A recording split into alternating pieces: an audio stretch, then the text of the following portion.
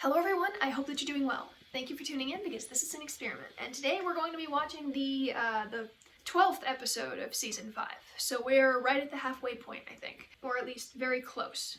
Last episode we had a talk about like what the heck was going on with One for All, about Midoriya, about Monoma and Aizawa and Uraka, such a sweet baby. It's obvious that she has feelings for Midoriya, but it's also like she's matured on her own so much, and I love that. So, we're going to react to the 12th episode. Aizawa and Present Mike are going to have a talk. Midoriya and Bakugo and All Might are going to talk about what's happening with One for All. So, without further ado, I say we get into this. Yay!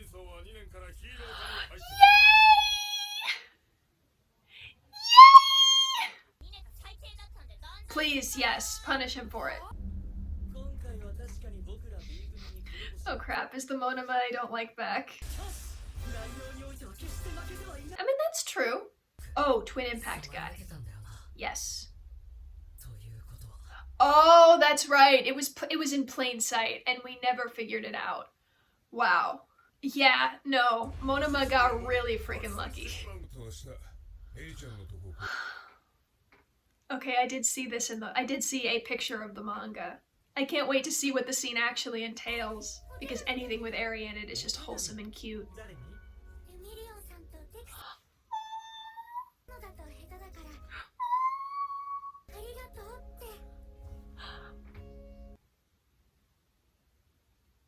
Okay! I'm glad I didn't miss that. That was adorable.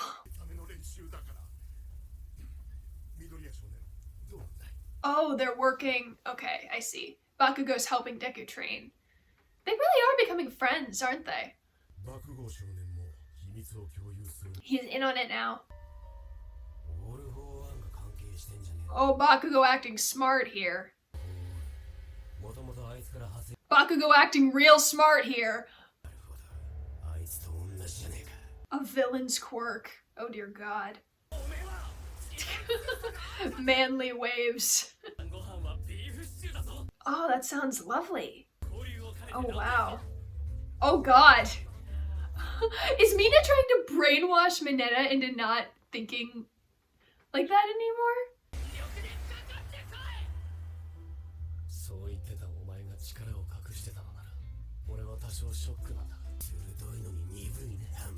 Yeah. I guess he is reaching out to his dad while his dad's on duty. Yay!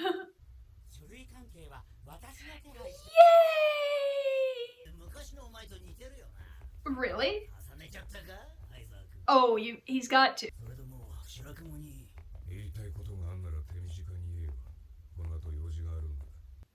I caught that. Okay. Let's see what the heck that picture I saw online was all about. Eh?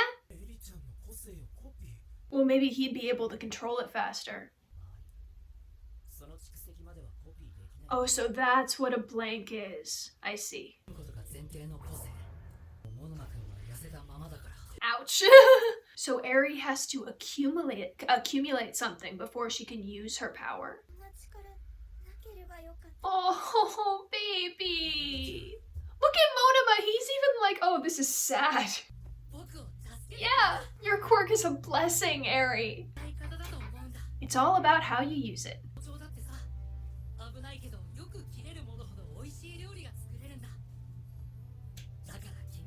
Oh my God! Oh, that little froppy smile! Oh my God! I'm just gonna hug this child! Oh my gosh. Oh my gosh, she's gone into hibernation!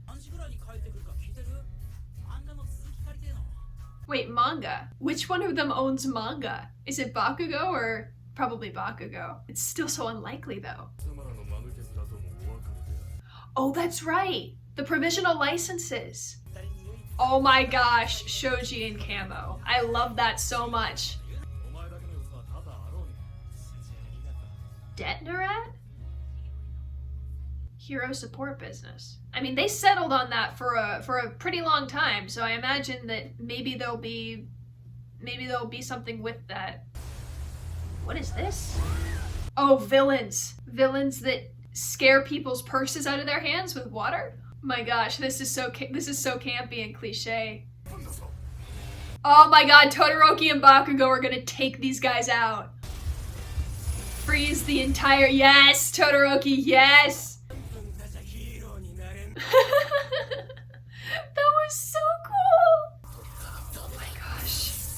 Whoa! No mercy!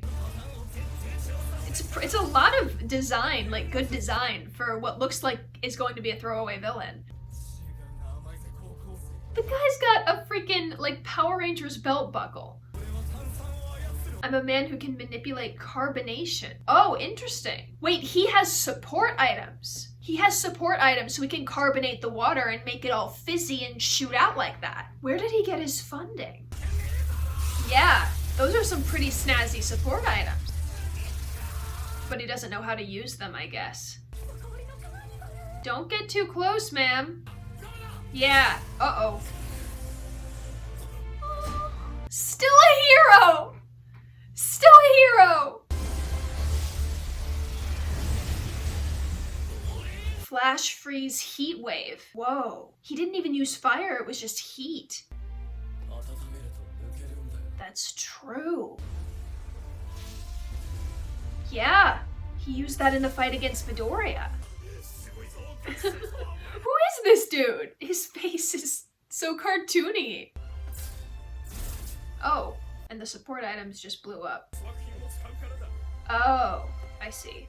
That doesn't look so inferior to me, though. That looked like it was designed specially for him. I mean, this arc is over, so they're alluding to the next arc. With, like, this flash fire stuff, Detronat. Like, they hung on to that shot for a few moments. Like, we were supposed to read that. We were supposed to notice that. And Eri saying, I'm not good at saying things out loud, so I'm writing them in letters. It's like, overhaul probably made her so scared to speak that she never— and plus she spent all of her time, like, being watched after by the mafia, that she doesn't know how to communicate. And that makes me so sad. But she can smile again. She's becoming a happy person. And I love that. I love that so much. Oh, it's an end credits scene. Probably because you got home so late, yeah. Oh, it's a surprise party! That's adorable! Whoa! I'd eat that cake. I'd eat all of it.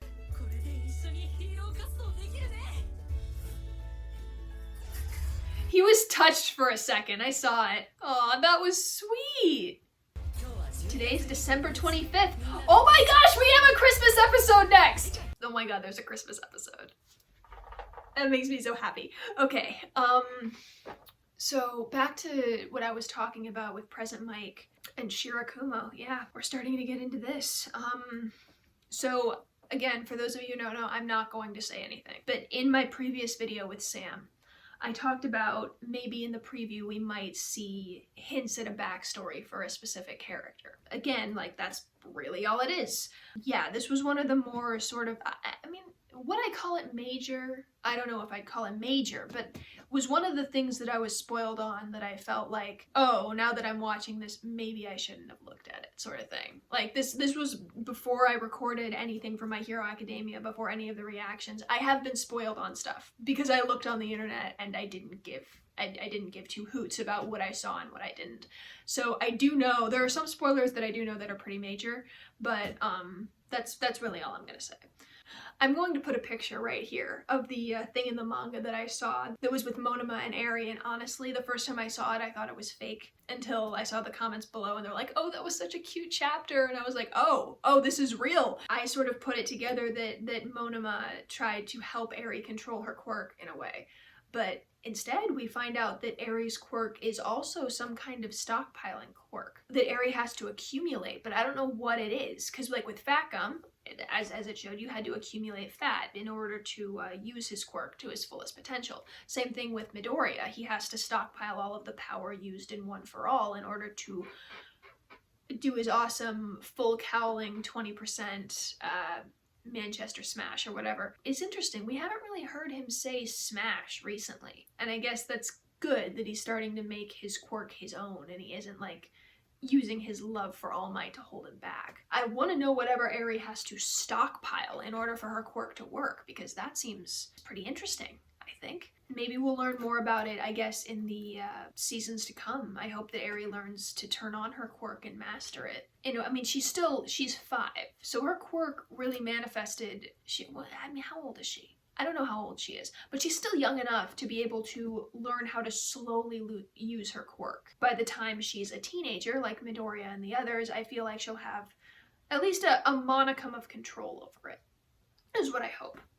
So that was cute. Now let's go on to the second half of the episode, with Todoroki and Bakugo finally got their provisional hero license and was literally like glomp tackled by another pro hero slide and go. But what interested me the most about this fight is that the villains, well, first of all, his quirk, he's not a water hero. He was able to use to carbonate water and have it like shoot out like that. Sure, those gauntlets might have been inferior because he definitely used them to his full potential, to their full potential, and they broke. Well, here's the part that I found interesting. There are these things that I'm catching. They're starting to, well, I feel like it started with Overhaul. There was a sort of surge of underground activity after All for One died, and Overhaul was the very first one to seize on that opportunity. He made these quirk erasing bullets. He put his plan into action via the black market and the League of Villains, and he wasn't like any ordinary villain, he was Yakuza. According to Mr. Compress, the Yakuza were kind of like kept to the shadows and were kind of unheard of because hero society is such a big thing that the Yakuza don't really have any room to work. Plus there was that guy. I mean, I don't know where he went, and I know he's not a fever dream too, but he worked with the League of Villains at one point.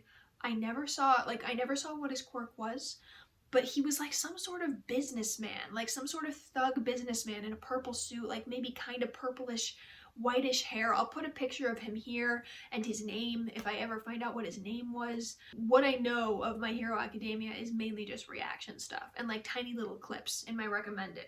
I don't know, for some reason I feel like he's a broker, like a villain broker or something. So like that was introduced before Overhaul, and then came Overhaul, and now they're talking about gauntlets and support items used, like gotten from the black market. Like something is building in the wake of All for One's defeat. Something is moving in the shadows, and more villains are coming out from the woodwork, I feel, and I think that this next season is going to address that.